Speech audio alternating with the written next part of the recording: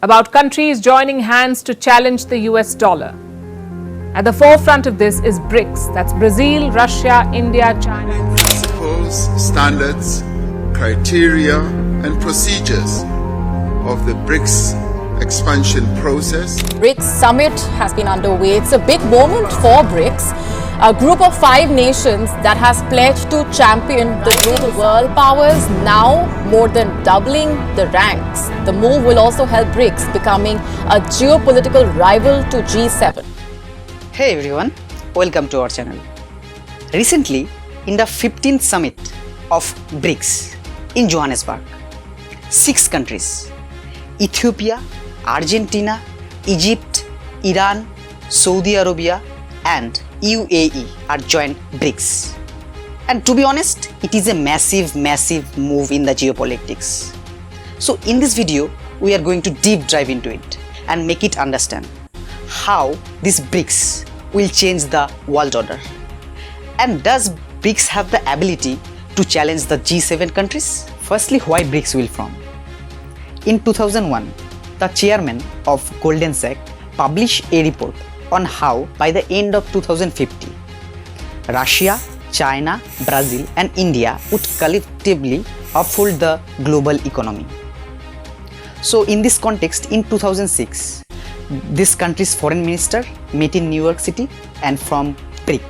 And then in 2010, South Africa joined BRIC and now it's called BRICS.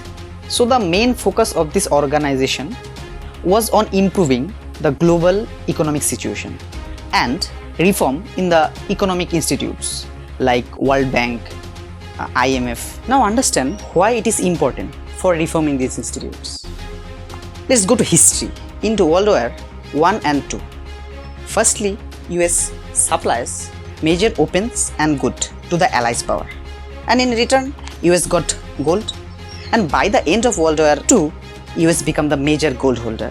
On those times, European currencies are backed by gold, and due to World War II, the monetary value of US currencies are depleting, and US have the stock of major gold. So in July 1944, it's finally decided that world currencies now packed with US dollar. It simply means now, despite of gold, US dollar was the main federal reserve for the world. For this context, World Bank and IMF were created. These institutes give loans in US dollar, and these institutes are the main reasons for strengthening of dollar dominance in the world. Now 80% of the world trade is through dollar, and 59% of the world forex reserve is in dollar.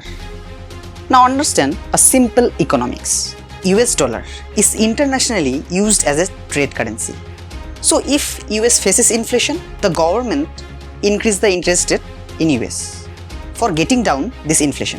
For that, demand for money increased, but supply is less. For that, this affect the trade in dollar in all over the world. In the last year, due to increase in inflation in USA, our dollar and rupee ratio is get up by 84, and our government have to dilute our forex reserve by 6.35 million to 5.62 million.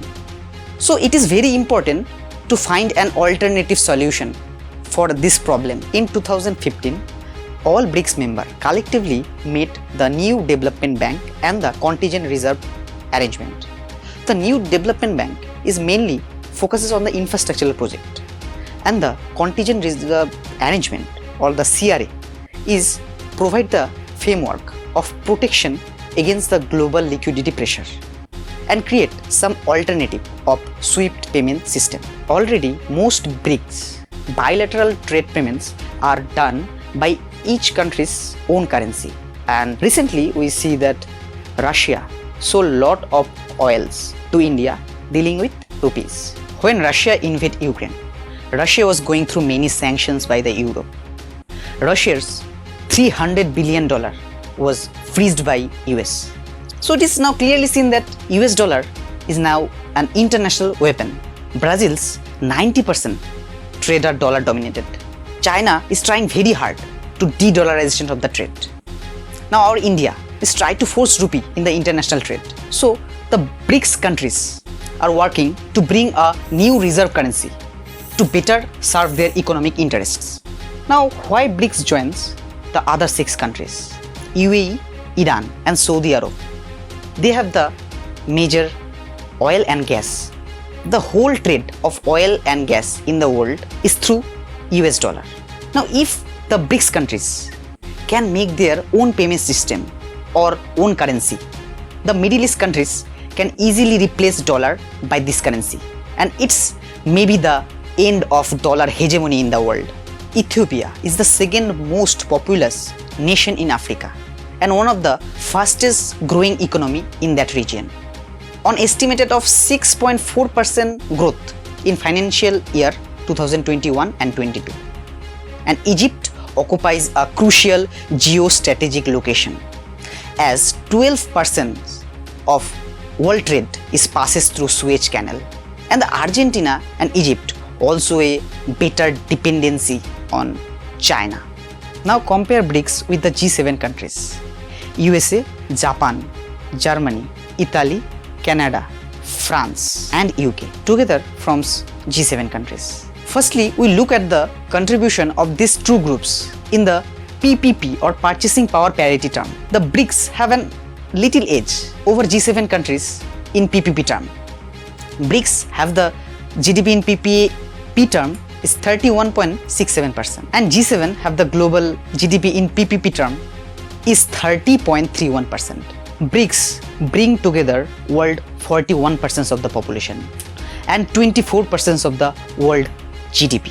By the end of 2028, IMF projects that the BRICS countries make up 1/3 of the global economy. But from the coordination of the sanctions on Russia to sending military aids in Ukraine, the G7 countries still hold a significant influence both politically and financially in all over the world. Though the whole world seen BRICS as a competitor of global West, but as of now, BRICS only highlights on the investment opportunities, and it had not been a formal intergovernmental organization. The new members of BRICS have many complications with each other, but still there is a possibility that in near future, maybe BRICS create a platform to support the global South.